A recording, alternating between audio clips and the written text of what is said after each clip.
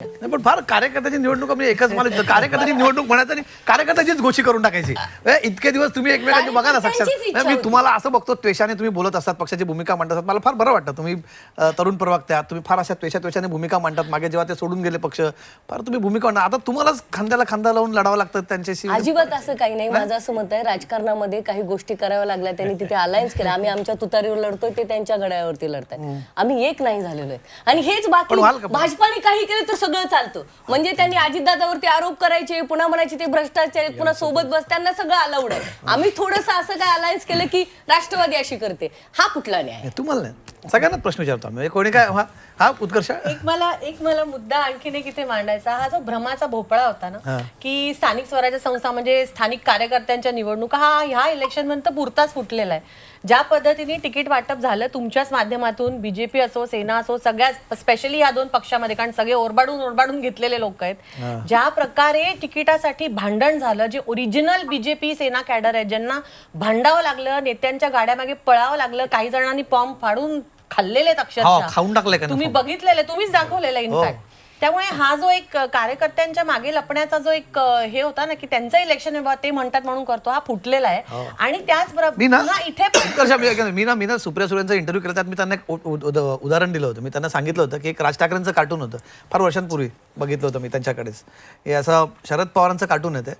तुम्ही वाईट नका, मी राजकारण सगळ्यांना लागू होतं, कार्टून शरद पवारांचं होतं, पण त्यांना लागू होत नाही सगळ्यांना. की शरद पवार असं म्हणतात की ही कार्यकर्त्यांची इच्छा की त्यासाठी केलं, आणि खाली कार्यकर्ते आहेत आणि सगळ्या कार्यकर्त्यांचा जो चेहरा तो शरद पवारांचाच आहे. त्यामुळे कार्यकर्त्यांची इच्छा ही आपण कार्यकर्त्यांची म्हणायची, नेत्यांची इच्छा कार्यकर्त्यांची म्हणून लादायची राजकारणात, हे खूप सोयीचं. बरं म्हणजे शरद पवारांचंच नाही, हे सगळ्या पक्षांना लागू होतं. म्हणजे तुम्ही मग अशी फडणवीसांचं उदाहरण दिलं की कार्यकर्त्यांची इच्छा की वेगळं लढावं, हे त्यांनाही लागू होतं.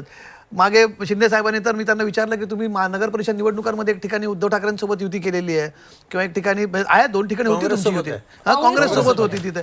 नाही, हे कार्यकर्त्यांचा स्थानिक त्यांनी निर्णय घेतला, मला माहित नाही, इतक्या गोष्टी पोहोचत नाही असं माहिती आहे. पण सगळेच आपले सोयीची भूमिका तुम्ही म्हणजे तुम्ही काँग्रेस, तुमची युती होती शिंदेसोबत, म्हणजे सगळ्यांनाच लागू आहे. जसं म्हटलं सगळे पक्ष आपल्या सोयीप्रमाणे, आणि त्याला एक नाव द्यायचं आपलं छानपणे की कार्यकर्त्यांची इच्छा, आणि मग सगळं सोपं होतं. बरं चला, ही चर्चा आपण पुढच्या तासाभरामध्ये, मला आता अपडेट आमच्या स्टुडिओत आमच्या न्यूज टीमकडनं येतोय की पुढच्या तासाभरामध्ये या मतमोजणीला सुरुवात होणार आहे.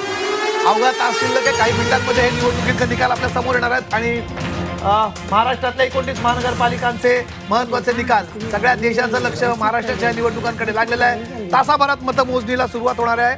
प्रशासनाकडून मतमोजणीची सगळी तयारी पूर्ण झालेली आहे आणि काही वेळामध्ये ॲक्च्युअल मतमोजणीला सुरुवात होणार आहे. 29 महानगरपालिका महाराष्ट्रातल्या मुंबई, ठाणे, नवी मुंबई, कल्याण, भिवंडी, मीरा भाईंदर, पनवेल, उल्हासनगर, वसई विरार, पुणे, पिंपरी चिंचवड, अहिल्यानगर, नाशिक, धुळे, जळगाव, मालेगाव, छत्रपती संभाजीनगर, जालना, नांदेड, वाघाळा, परभणी, लातूर, कोल्हापूर, इचलकरंजी, सांगली, मिरज, कुपवाड, सोलापूर, नागपूर, चंद्रपूर, अकोला आणि अमरावती या 29 महानगरपालिकांचे निकाल, सर्वात वेगवान आणि अचूक निकाल, आणि त्याचं विश्लेषण तुम्हाला बघायला मिळणार आहे झी 24 तासवर. आणि आपल्यासोबत तज्ज्ञांची आणि राजकीय नेत्यांची एक मोठी फळी आपल्या स्टुडिओत तिथे उपस्थित असणार आहेत. मुंबईत नक्की काय होणार? ठाकरे बंधूंना यश मिळणार की महायुती पहिल्यांदाच? बरं, ही पहिल्यांदा असं असणार आहे की मुंबई महानगरपालिकेमध्ये ठाकरेंची सत्तेला सगळ्यात मोठं चॅलेंज यंदा दिसत आहे. त्यामुळे ठाकरे पहिल्यांदा सत्तेच्या बाहेर जाणार का, याचेही आपल्याला अपडेट्स काही क्षणातच मिळायला सुरुवात होणार आहे. मुंबईकडे सर्वाधिक लक्ष असणार आहे, अर्थातच या महानगरपालिकांमध्ये, त्यापेक्षा सर्वाधिक लक्ष असणार आहे खालोखाल ठाणे, नवी मुंबई या सगळ्या महानगरपालिका राज्यातल्या. याचेही सगळ्यात वेगवान आणि अचूक निकाल तुम्हाला बघायला मिळणार आहेत केवळ झी 24 तासवर. आपल्यासोबत आपण ही चर्चा करतोय, दिवसभर आपल्यासोबत तज्ञ असणार आहेत, आपल्यासोबत असणार ही चर्चा आपल्यासोबत असणार आहे. सोबतच आणखी अपडेट्स आपल्या समोर येत आहेत. राज्यात आतापर्यंत तब्बल 66 नगरसेवक बिनविरोध झालेले आहेत. भाजपचे सर्वाधिक 43, शिवसेनेचे 19 बिनविरोध झाले. याच्यानं खूप राजकारण आपल्याला बघायला मिळालेलं आहे. 66 निकालांच्या आधीच 66 नगरसेवक हे बिनविरोध आलेले आहेत. या बिनविरोधच्या निवडीच्या विरोधात प्रचंड राजकारण या पूर्ण निवडणूक प्रचारादरम्यान आपल्याला तापताना बघायला मिळालं होतं. भाजपचे सर्वाधिक 43, सोबतच शिवसेनेचे 19 नगरसेवक हे बिनविरोध राज्यात निवडून आलेले आपण बघितले. त्यामुळे निवडणुकीच्या आधीच हे सगळं वातावरण याच्या भोवती तापायला मिळालं. याच्या विरोधात कोर्टातही गेले होते, काही याचिका फेटाळलेली आहे. अविनाश चव्हाण मनसेचे याच्या विरोधात कोर्टात गेलेले होते. हे सगळे अपडेट्स तुम्हाला पुढच्या तासाभरानंतर मिनिटात एक क्षणाक्षणाचे अपडेट्स, राज्यातल्या प्रत्येक महानगरपालिकेचे अपडेट्स तुम्हाला बघायला मिळणार आहेत. कुठल्या महापालिकेत कोणाचा डंका असणार आहे, कोण आघाडीवरती असणार आहे, कोण पिछाडीवरती असणार आहेत, महत्त्वाच्या लढती कुठल्या असणार आहेत, हे सगळे अपडेट्स तुम्हाला झी 24 तासवर पुढच्या तासाभरानंतर बघायला मिळणार आहे. आणि सोबतच त्याचं बिनचूक विश्लेषण देखील आपल्याला करण्यासाठी आपल्यासोबत एक तज्ज्ञांची फळी आपल्यासोबत असणार आहेत. पक्षाचे प्रवक्ते आहेत, राज्यातले महत्त्वाचे पॉलिटिकल व्हॉइसेस, राज्यातले महत्त्वाचे राजकीय विश्लेषक देखील आपल्यासोबत या चर्चेत असणार आहेत. आपण आपल्या प्रतिनिधींकडे जाऊया. त्यांची माहिती, त्यांच्याकडनं आपण फील्डवरची माहिती थोड्याच वेळात घेणार आहोत. पण तत्पूर्वी स्टुडिओमध्ये आपल्यासोबत जे पाहुणे आहेत त्यांच्या पुन्हा एकदा मी ओळख करून देतो. आपल्यासोबत ज्येष्ठ पत्रकार, राजकीय विश्लेषक किरण तारे आहेत. द परफेक्ट व्हॉइसेस संपादक आपल्यासोबत रवी किरणजी देशमुख आहेत. ज्येष्ठ राजकीय पत्रकार, विश्लेषक आपल्यासोबत आहेत. सोबतच राष्ट्रवादी शरद पवार पक्षाच्या प्रवक्त्या सक्षना सलगर, वंचित बहुजन आघाडीच्या प्रवक्त्या उत्कर्षा रूपवते आपल्यासोबत आहेत. आपल्यासोबत शिवसेनेच्या प्रवक्त्या शीतल म्हात्रे आहेत आणि आपल्यासोबत काँग्रेसचे प्रवक्ते बालाजी गाडे पाटील आपल्यासोबत आहेत. मनसेचे योगेश खैरे प्रवक्ते आपल्यासोबत देखील बाहेरून जोडले गेले आहेत. ही सगळी राजकीय नेते मंडळी आपल्या आपल्या पक्षांची भूमिका इथे मांडणार आहेत. काल एक्झिट पोल आलेले आहेत. मी म्हटलं होतं की आजची चर्चा निकालांच्या आधी, कारण अनेकांना एक्झिट पोल पटत नाहीत, एक्झिट पोलची चर्चा करत नाहीत. काँग्रेस पक्ष हा एक्झिट पोलपासून नेहमीच चर्चेपासून बाजूला राहिला. त्यांची पक्षाची ती भूमिका आहे, पॉलिसी राहिलेली की आम्ही एक्झिट पोलवरती बोलणार नाही. काल ते नव्हते चर्चेला आणि मला त्यांना कोळा नाही ह्या चर्चेमध्ये. आज आपण एक्झिट पोल शिवाय ही चर्चा करतोय. एक्झिट पोल हा तासाभराचा कालचा मुद्दा होता, तासा 2 तासाचा, की ते आले होते निकाल. तेच आज परिवर्तित त्याच्यात एक्झॅक्ट रिफ्लेक्शन दिसणार का, त्याच अनुषंगाने निकाल असणार का, या सगळ्यांबाबत आपण आज चर्चा करणार आहोत. आणि स्टुडिओमध्ये आपल्यासोबत एक सगळ्यात स्ट्रॉंग असं म्हणू शकतो असं एक ताकदवान पॅनल आपल्यासोबत आहेत. राजकीय महाराष्ट्रातले आवाज आपल्यासोबत या चर्चेमध्ये असणार आहेत. ब्रेकमध्ये जाण्यापूर्वी शीतलजी, तुमच्याकडे एक मुद्दा मला आणायचा राहून गेला. तर तुमच्या पक्षासाठी अनेकदा प्रत्येक निवडणूक तुमच्यासाठी नव्याने एक वेगळी परीक्षा असते.